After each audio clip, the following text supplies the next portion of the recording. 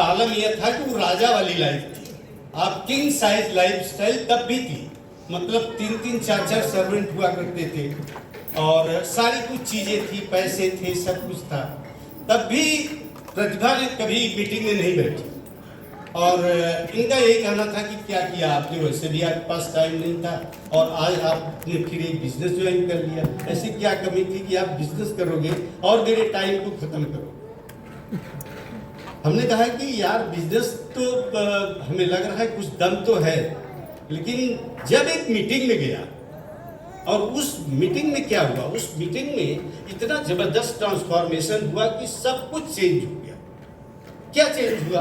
सबसे पहले तो पहली बार मैंने ड्रीम का नाम सुना, ड्रीम, और हमें लगता था ड्रीम मतलब कभी नाम ही नहीं सुना। एकेडमिक्स में किसी ने भी शायद ड्रीम के बारे में कभी किसी से बात ही नहीं होगी कि आपके पास सपने होने चाहिए, आपके पास ड्रीम देखो, ड्रीमिंग करनी चाहिए।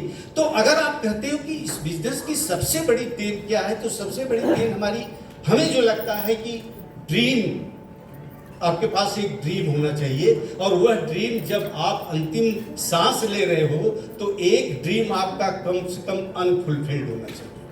एक ड्रीम ऐसा होना चाहिए जो आपने पूरा नहीं कर पाए। ड्रीम में अगर आप विश्वास नहीं रखते हो ना, तो मेरा ये कहना है कि एक बार ड्रीम को लिख के देखो। अगर आप जो लाइफ जी रहे हो उस लाइफ से संतुष्ट हो तो कंग्रेचुलेशंस। अगर उसमें बहुत सारे पेन्स है और पेन्स सब में है, मिडिल क्लास में मैं सर्विस कर रहा था, सब कुछ मेरे पास था, मेरा एक बिजनेस था, बहुत अच्छा बिजनेस था जिसको मैंने स्टार्ट किया था, बनारस में चल रहा था।